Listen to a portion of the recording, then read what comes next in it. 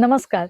काहीतरी हटकेमध्ये आज आपलं स्वागत आहे. आज आपण एक संस्थेबद्दल बोलणार आहोत बेसिकली. ती संस्था आहे नाना साठे प्रतिष्ठान. ती संस्था एक एन-जी-ओ आहे. त्यांचं कार्य बघता किंवा त्यांचं जे कार्य आहे ते आपण आज डिस्कस करणार आहोत, बोलणार आहोत. तुम्हालाही त्यांना मदत करायची इच्छा असेल, आपल्याला प्रत्येकाला खारीचा वाटा, मोलाचा वाटा असतो आपला, मी म्हणेन. तर छोट्या-छोट्या गोष्टींवरून आपण ही खारीचा वाटा आपण उचलून त्यांच्यापर्यंत पोहोचवलात, तर तो नक्कीच चांगल्या हाती जाईल आणि चांगलं आपल्यालाही एक आशीर्वाद मिळतील असं मी म्हणेन आज. तर नक्कीच तुम्ही त्या संस्थेला मदत करावीत आणि ही संस्था आज आपल्याबरोबर आहे. आम्हीही त्यांच्यावर जोडलेलो आहोत ऑलरेडी 4 वर्ष झाले. तर म्हणूनच मला असं वाटलं, की ही लोकांपर्यंत पोहोचावं. तर आज आपण भेटूया कौस्तुभ साठे ना, जे नाना साठे प्रतिष्ठानमध्ये आहेत. ते स्वतः ही संस्था चालवतात. त्यांच्यावर अजूनही त्यांचे सहकारी पण आहेत. त्यांचा क्यूआर कोड आणि नंबर आपण आज फ्लॅश करणार आहोत. ज्यांना वाटतं, की आर्मीसाठी फराळ द्यावा किंवा एखाद्या वृद्धाश्रमाला किंवा लहान मुलांसाठी काही मदत करावी किंवा अन्नदान करावं. पण क्यूआर कोडवर स्कॅन करून किंवा जर तुम्ही ठाण्याचे रहिवासी असाल, तर तुम्ही त्यांच्याशी संपर्क साधून त्यांच्याशी बोलून डायरेक्ट करू शकता. तर हे नक्की करा. तर आज आपण भेटूया कौस्तुभ साठे यांना.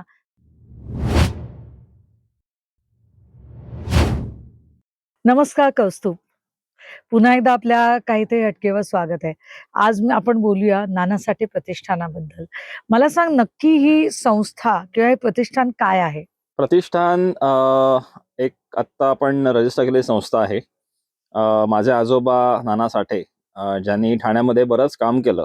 आपण जर ठाण्याचा इतिहास पाहिला, शैक्षणिक इतिहास, तर त्यामध्ये जवळपास जी काही लिमिटेड नावं आपल्याला दिसतात, की ज्यांनी अख्खं आयुष्य त्यांचं खर्ची घातलं शिक्षणासाठी ठाण्यातल्या विद्यार्थ्यांच्या, त्यापैकी हे एक नाव आहे.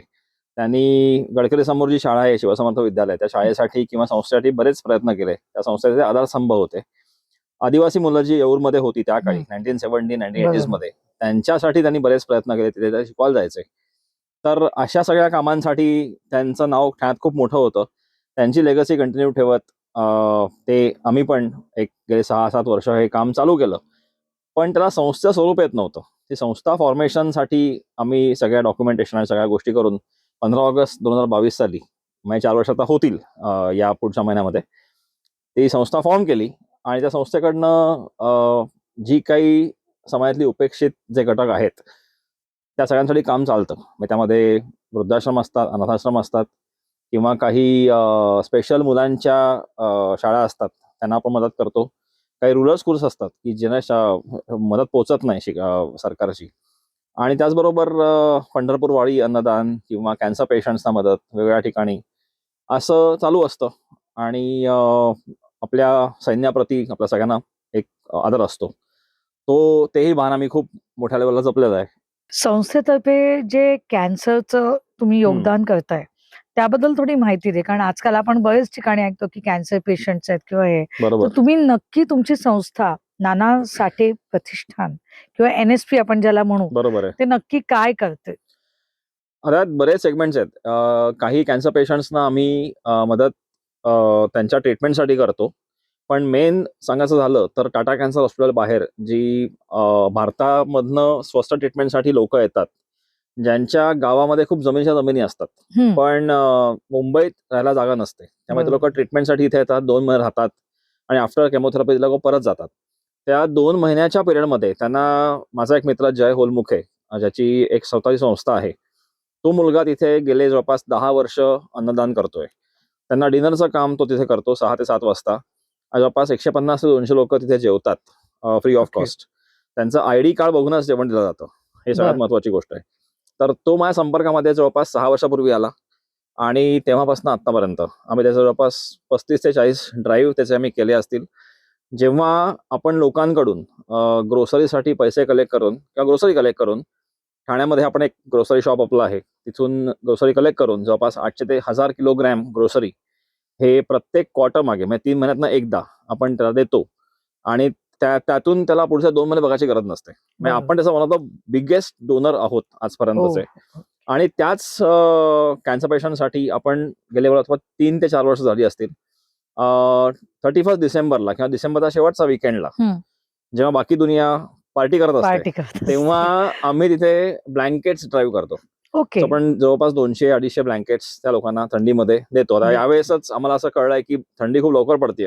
हं. तर हा ड्राईव्ह डिसेंबरच्या ऐवजी आपण प्रॉब्ली ऑक्टोबरमध्ये यावर्षी करणार आहोत.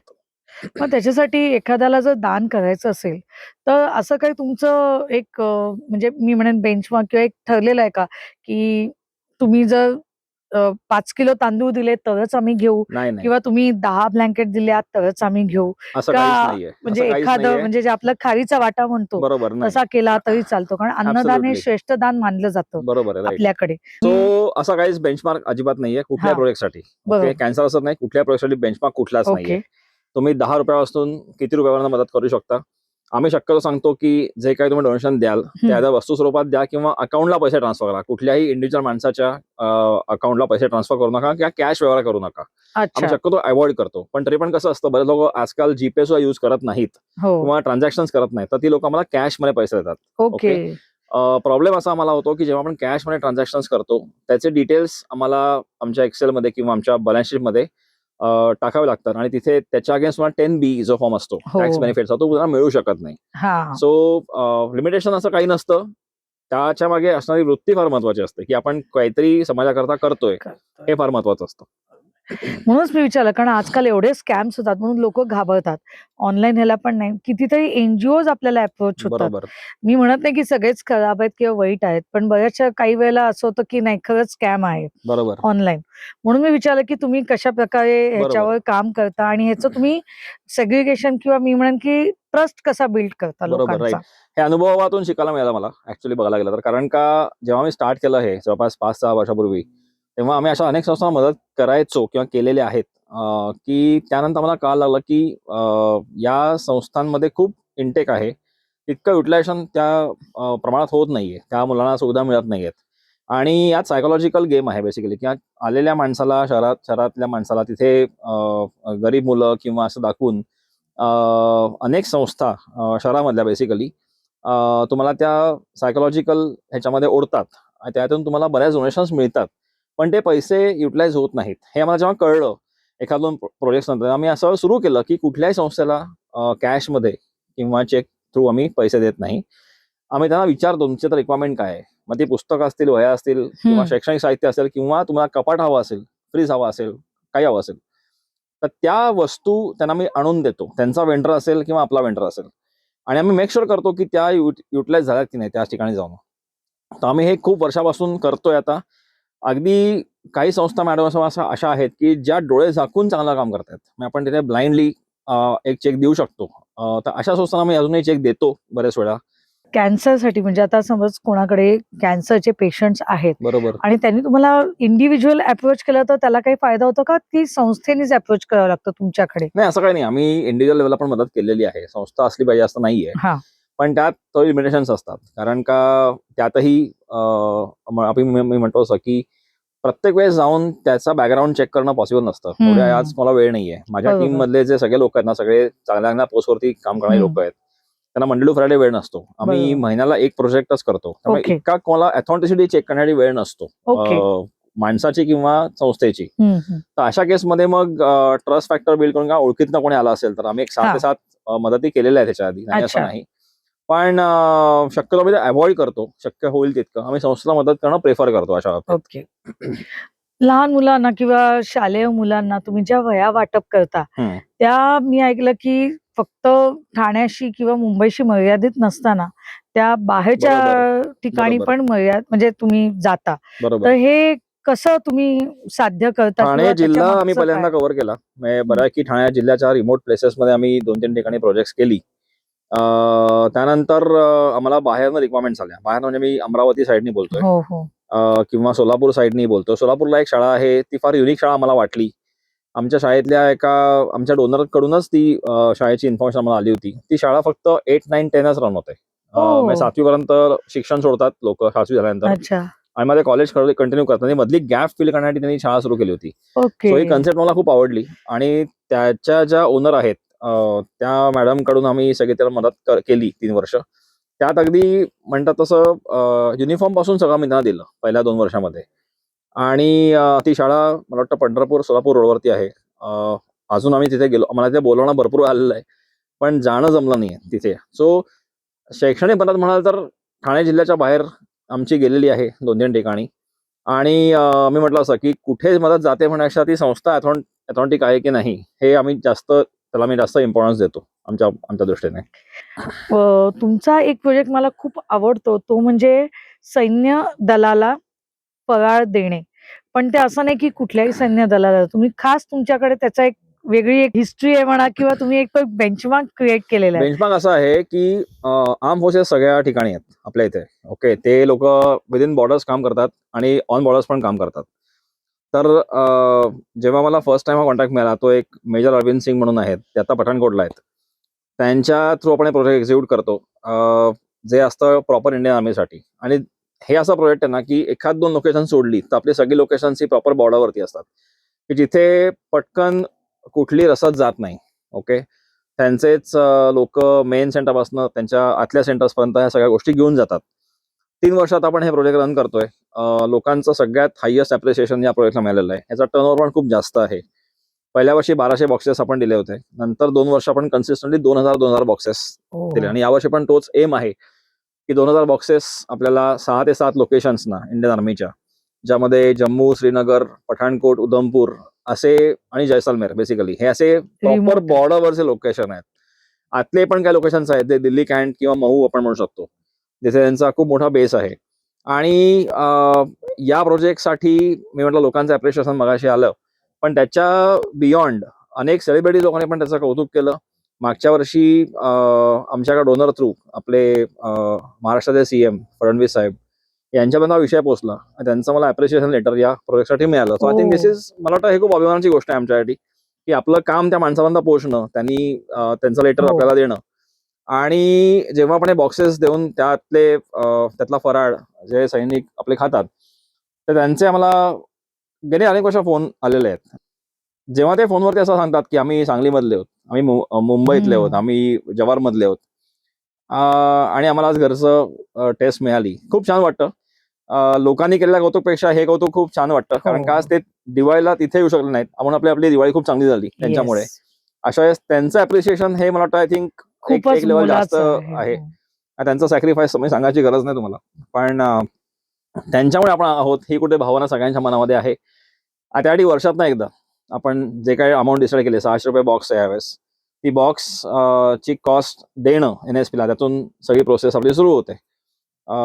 असा हे प्रोजेक्ट मला वाटतं आम्हाला आमच्या अख्ख्या प्रोजेक्टचा किंग म्हणता येईल किंवा वर्ल्ड कप म्हणता येईल आमच्यासाठी तो, तसा तो हे प्रोजेक्ट आहे. कौस्तुभ, आता लोकांना हा प्रश्न असेल आपल्या प्रेक्षकांना की पैसेच का, फराळ का मला नाही? काय माहितीये का, एक तर या सगळ्या प्रोसेसमध्ये आम्ही हा प्रोसेस सुरू करतो तेव्हा आमची लेटर्स आम्हाला आर्मीला द्यायला लागतात, की आम्ही इंटरेस्टेड आहोत तुम्हाला फराळ देण्यासाठी. मग त्यांचे आम्हाला अप्रुव्हल्स येतात, त्यांचे स्टॅम्प सही सकट, मग प्रोसेस सगळी सुरू होते.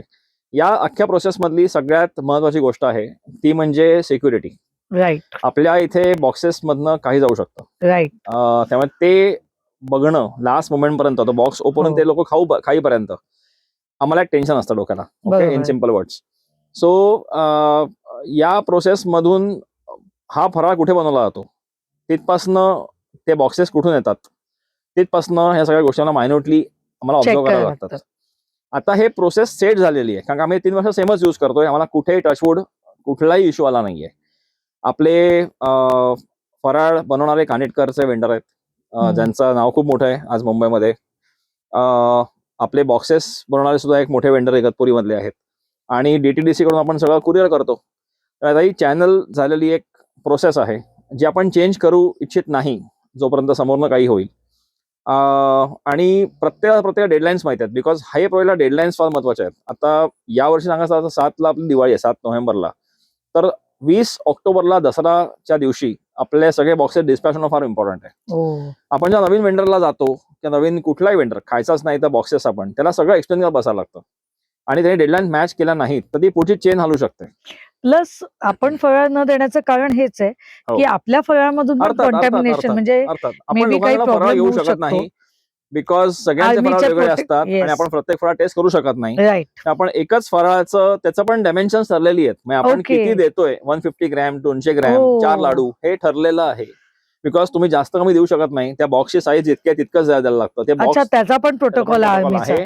आणि बॉक्स प्रोटोकॉल असं नाही, आपण एक आपल्याकडे ठरवलेलं आहे. आणि बॉक्सची जी विड्थ आहे, जे डायमेन्शन्स आहेत, ते खूप एकदम स्ट्रिक्ट आहेत.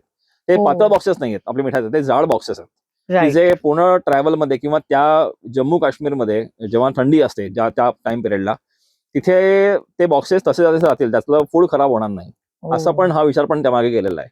सो ज्यांना द्यायचंय त्यांनी तुमच्याकडे NSP ला एनएसपीच्या अकाउंटला डिटेल्स मध्ये पैसे आपण पैसे ट्रान्सफर करू शकतो. ट्रान्सफर करू शकतात. तुम्हाला जी रिसिट मिळेल, रिसिटच्या पुढे तुम्हाला 10BE मिळेल, जो सगळ्यात हायएस्ट फॉर्म आहे टॅक्स बेनिफिटचा. तुम्हाला पुढच्या वर्षी मिळू शकतो.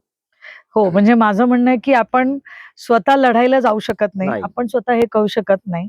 पण जसं इव्हन आपल्याकडे पॉडकास्टला ज्या मोहिनी गाडगे कुलकर्णी आलेल्या, बरोबर. त्यांनी सांगितलं की तुम्ही असं नाही पण असं लढू शकताय हो, राहून बरोबर. इथे. ही बरोबर. लढाई पण ती एक आपण नक्कीच महत्वाची मदत आहे. करू शकतो. तर ती मदत तुम्ही आपलं करून ग्रॅटिट्यूड त्याच्या मागे आपण Yes. एक्सप्रेस करू शकतो. ही त्याच्या मागे भावना आहे बेसिकली. राईट. आता मला सांग, ह्यातले काही चांगले अजून किस्से आहेत का तुझ्याकडे सांगण्यातले? म्हणजे मिलिटरीतले झाले, आर्मीतले किंवा ज्या तुम्ही संस्था म्हणजे आता तुम्ही काम करताय, एवढं चांगलं सुंदर समाजसेवेचं काम आहे. बरोबर. तर अभिप्राय आलेत का? किंवा लोकांचे काही फीडबॅक्स आलेत का? बरोबर. किंवा अजून काही ॲप्रिसिएशनचे लेटर्स आलेत का तुम्हाला? लेटर्स तर खूप आले. म्हणजे लेटर्स आम्हाला तर प्रत्येक संस्थेकडनं लेटर्स आम्हाला आलेली आहेत. आम्ही ते आमच्याकडे कलेक्शन त्याचं मी केलेलं आहे. मी एवढंच सांगेन ना, की मागे वळून बघताना गेल्या 4 वर्ष ऑफिशियल झाली, 6 वर्ष जवळपास काम करून झाली या फील्डमध्ये. मला एक वेगळी दुनिया बघायला मिळाली इन शॉर्ट. अच्छा. कारण का आपण घरात आपण सगळे सुखवस्तू कुटुंबातले लोक आहोत. आपण घरात आपलं सगळं आपल्या आहे. हो. पण जेव्हा बाहेर पडून काही गोष्टी बघतो, तेव्हा आपल्याला ती एक लेव्हल कळते, की आपण आज किती सुखी आहोत. आणि आपल्या मुलांना, आपल्या नेक्स्ट जनरेशनला हे दाखवणं फार इम्पॉर्टंट आहे. मला वाटतं, की आज तुम्हाला सगळं हातात मागून गोष्टी मिळतायत. बाहेर काय परिस्थिती आहे, हो. ही मुलं कशी राहतायत बेसिकली, आणि त्याच्या बियॉन्ड म्हणजे या संस्था कशा काम करतायत. म्हणजे ज्या मी म्हटलं जेन्युइन संस्था आहेत आपल्याकडे काही, त्यांचं वर्किंग स्टाईल त्यांनी काय म्हणतो आपण त्याला, त्यांनी ग्राउंड झिरो पासून सुरू करून त्याचा वटवृक्ष झालेला आहे. कुठली हो. संस्था अशी एकदम मोठी झाली नाहीये, लक्षात घ्या. बरोबर. मी एक एक्झाम्पल त्याचं सांगेन. खोणीला एक संस्था आहे बर्वे सरांची. आमचं NSPचं ओपनिंग तिथे झालेलं आहे. हो. म्हणजे 15 ऑगस्ट 2022 साली मी जे म्हटलं, तो पण एक योगायोग कसा आहे, बघा की बर्वे सरांना स्वतः नाना ओळखत होते, माझे आजोबा, ज्यांच्या नावाने संस्था सुरू केली. आणि त्यांना मी फक्त एवढं सांगितलं, की तुमच्या इथे मला संस्थेचं पहिलं प्रोजेक्ट करायचं आहे. ओके, तर मी कधी येऊ, असं मी त्यांना फोन केला. आणि 15 ऑगस्ट हा दिवस असा की त्यांना तेव्हा नानांची डेथ अॅनिव्हर्सरी असते. त्यादिवशी नाना गेले 2006 मध्ये. म्हणून मी 15 ऑगस्ट असंच एक कॉइन केलं, की आपण या दिवशी करू शकतो का? तर ते बोलले, की आमचं अशी फंक्शन आहे ऑलरेडी, आणि त्या फंक्शन नंतर आपण तुमचं NSPचं ओपनिंग तिथे करू शकतो. नंतर मला असं कळलं तिथे, की गेल्यानंतर, की तिथे अभय ओक सर्वोच्च न्यायालयाचे न्यायमूर्ती येणार आहेत. आणि अभय ओक सुद्धा नानांना खूप चांगले ओळखत होते, बिकॉज त्यांचे वडील श्रीनिवास ओक हे नानांचे खूप चांगले मित्र होते. म्हणजे हा एक योगायोगच इतका मोठा जुळून आला ती संस्था ट्रिगर करण्यासाठी, की एवढ्या मोठ्या माणसाकडून आज त्यांना हार घालून संस्थेची सुरुवात झाली बेसिकली. पण म्हटलं असं, की प्रत्येक संस्थेचं एक वर्किंग आम्हाला जवळनं बघायला मिळालं. ते किती डेडिकेटली काम करतायत, त्यांचे पेन एरियाज काय आहेत. त्यामुळे आपण त्यांना खूप छोटी मदत करतोय, मी अगदी खरं सांगतो.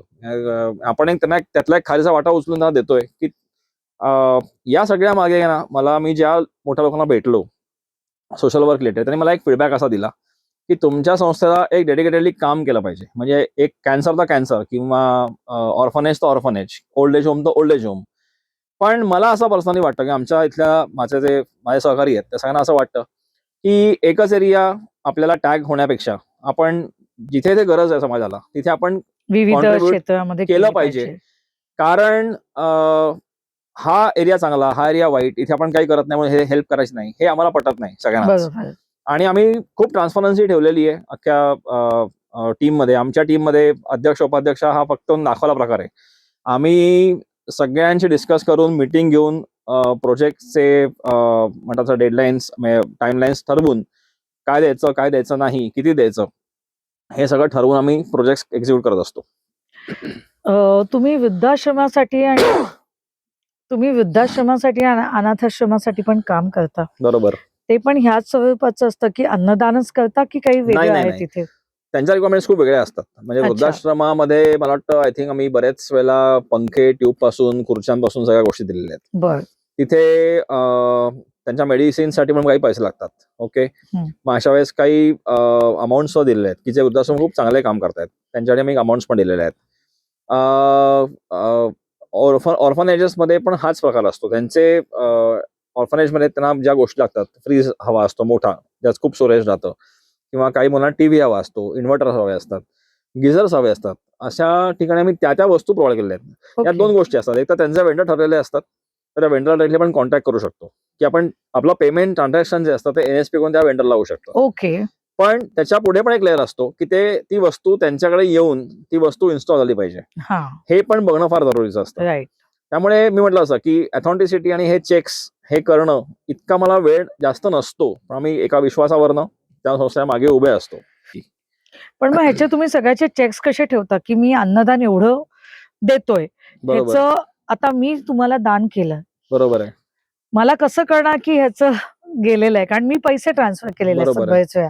अन्नदान दिलं आता तर प्रोजेक्ट धान्य असतं. बरोबर आहे, राइट. माय क्वेश्चन व्हॅलिड आहे. कारण का कसं असतं ना, आपण ह्याचा एक रेकॉर्ड मेंटेन जसा करतो हं. पेमेंटचा, तसा एक प्रोजेक्टचा रेकॉर्ड सुद्धा असतो. प्रोजेक्ट रेकॉर्ड म्हणजे काय? ते प्रोजेक्ट एक्झिक्यूट कधी झालं, हं. त्याच्यात आपण काय-काय केलं, त्यात कोण-कोण मेंबर्स प्रेझेंट होते, हे हं. सगळं माझ्याकडे डिटेल दिलेलं आहे. ओके.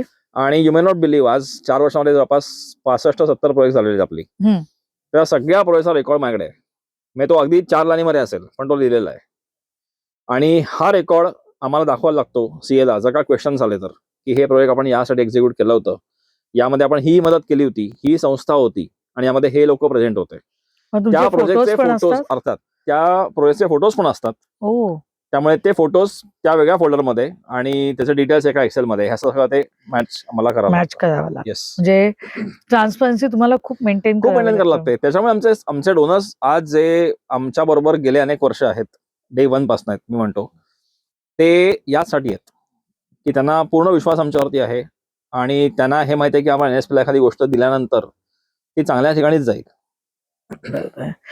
कौस्तुभ, तुला आपल्या प्रेक्षकांना काही म्हणजे मेसेज, निरोप असं काही द्यायचंय का? किंवा आवाहन करायचंय का? तर तू नक्की आज कर. आवाहन करण्यापेक्षा मी असं सांगेन, की आपण आज आपल्याला देवाने खूप दिलेलं आहे. आपण आज जे काय आहोत, त्याच्यामध्ये आपल्या समाजाचा खूप मोठा हातभार आहे. मी असं ऑल्वेज मानतो. हे माझ्या आजोबांचं वाक्य आहे, रादर आय वुड से. कारण का ते असं ऑल्वेज माझं आहे, की आपण आज जे कोणी होतो आपण जे काय लाईफ जगतोय, त्याच्यामुळे आपल्या बाजूच्या अनेक लोकांचे हातभार असतात.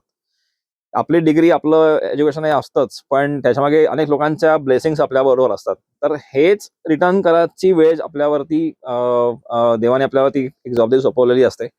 कुठल्या ना कुठल्या फॅक्टरने आपण रिटर्न केले पाहिजेत. कमी असतील, जास्त असतील, does not matter to you. पण ते रिटर्न करतानाची भावना ही खूप चांगली पॉझिटिव्ह असली पाहिजे, की आपण कधी देतोय, त्याच्यामागे आपल्याला रिटर्न्स काही नको, उलटं काही नकोय. हं. माझा असा खूप मोठा अनुभव आहे आणि मला सांगायला खूप आवडेल ही गोष्ट, की आमच्या बाबतीत अशा अनेक गोष्टी झाल्यात, की एखादी गोष्ट 3 महिने घेते, 4 महिने घेते, जी आमच्या बाबतीत 1 महिन्यात झालेली आहे. ती हो. कशी झाली माहिती नाहीये. तर ते ब्लेसिंग्समुळे झालेली आहे. मग इव्हन एनएसपीला फॉर्म झालं, ती ट्रस्ट फॉर्मेशनची एक प्रोसेस असते.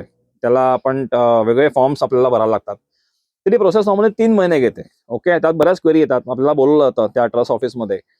पण एनएसपीच्या बाबतीमध्ये सांगायचं झालं, तर ती प्रोसेस फक्त 1 महिन्यात झाली. हो, हो. मग आम्हाला हातात सर्टिफिकेट्स आमच्या हातात 1 महिन्यामध्ये होती अदर. तर हे कसं होतं ना, तर मला वाटतं आपण जी मदत लोकांपर्यंत केलेली आहे, ती लहान मुलं असतील, मोठी माणसं असतील, व्हॉटएव्हर इट इज, कुठेतरी ब्लेसिंग्स आपल्याला लागतात येस. आणि त्यानेच आपलं जे आपण म्हणतो आपलं एखाद्या गोष्ट चांगलं झाली, ते त्यामुळेच होत असतं. राइट. म्हणून आपण म्हणतो ना, अन्नदान हे श्रेष्ठ दान आहे किंवा एखाद्याला केलेली मदत बरोबर. ती आपल्याकडे द्विगुणित होऊन किंवा परफेक्ट. तेव्हा तुम्ही खूप परत येते बिलीव्ह ते. करतो. येस. ते खरं आहे. तर म्हणून मी म्हटलं, की तू काही प्रेक्षकांना तुला आमची सांगायचं. एनएसपी टॅगलाईनच आहे, कर्मण्यवाधिकारस्ते मा फलेषु कदाचन. हे जे मोठं सगळ्यात हे वाक्य आहे गीतेमधलं, आम्ही टॅगलाईनच ती आहे एनएसपीची. खूपच छान आहे आणि खूपच छान तू आज माहिती दिलीस. तर ज्यांना कोणाला तुम्हाला कॉन्टॅक्ट करायचं असेल एन-एस-पीला काही बरोबर. मदतीसाठी किंवा मदतीकरिता, तरी त्यांनी तुला कॉन्टॅक्ट करावा असं मी नक्की. नक्की काहीच हरकत म्हणेन. नाहीये. येस. सो दॅट तुमचा नक्कीच त्यांच्याकडे हातभार लागू हो. शकतोय. नक्की. येस. आज तू इथे आलास कौस्तुभ आणि एन-एस-पी बद्दल खूप छान माहिती दिलीस. कारण लोकांना एन-जी-ओज बद्दल किंवा संस्थानांबद्दल खूप अशी म्हणजे मी म्हटलं बरोबर तसं आहे. म्हणजे नाहीशी द्विधा मनस्थिती मनस्थिती असते. असते. बरोबर. राइट. तर आज तू हे खूप छान सांगितलं. कारण ट्रस्टेड एखादी संस्था आणि माहितीतली असेल बरोबर. आणि तिकडे आपण जर मदत केली ती नक्की पोहोचेल ह्याची जर खात्री असेल, तर ते परफेक्ट. नक्कीच मदत करतील. अर्थात. तू इथे आलास आणि ह्या सगळ्या खूप छान माहिती दिलीस. त्याबद्दल खरोखर थँक टीम यू. काहीतरी थँक्स टू एंटायर टीम. हटकेबद्दल कारण का अशी एक अपॉर्च्युनिटी मिळणं प्रत्येकाला प्लॅटफॉर्म फार इम्पॉर्टंट असतं. इम्पॉर्टंट असतं. आम्हालाही त्यामुळे तो हे गरजेचा सगळं असतो. सांगणं, या मागची भावना समोर आणणं बेसिकली हे फार इम्पॉर्टंट असतं. सोशल मीडिया आज खूप पुढे गेलेलं आहे, हो. पण मला आश्चर्य ऑलवेज या बाबतीत वाटतं की जी जुनी लोक होती आम्ही आजोबांसारखी, त्यांनी सोशल मीडिया कुठली नसताना इतकी मोठी मजल मारू हो. शकले ते. याचं मला फार राहून आश्चर्य वाटतं की कुठे काम दाखवण्यासाठी काहीच स्कोप नव्हता. हो. तुम्हाला ते ऍक्च्युली काम बघूनच तुम्हाला ते जज करायचंय अशा वेळेस. पण आज NSP च्या प्रवासामध्ये तुम्ही पण सहभागी झालात आणि आज एक प्लॅटफॉर्म दिलात NSPचं Yes. काम समोर आणण्यासाठी. आता 4 वर्ष होतात म्हटलं असं ऑफिशियली. हो. तर ते लोकांना कळण्यासाठी बेसिकली तुम्ही एक मीडियम आम्हाला दिलत. तर थँक्स अ लॉट. नाही, आम्ही पण तुमचे खूप खूप थँक यू. आभारी आहोत. येस. इतकी चांगली संस्था आमच्यावर जोडली गेली आहे आज आणि त्याचं काम बघता मला नक्कीच विश्वास आहे, की विश्वासावर जी चालणारी संस्था आहे ती नक्कीच त्याचं अजून वटवृक्ष बरोबर. वाढो. Thank you. Thanks a lot.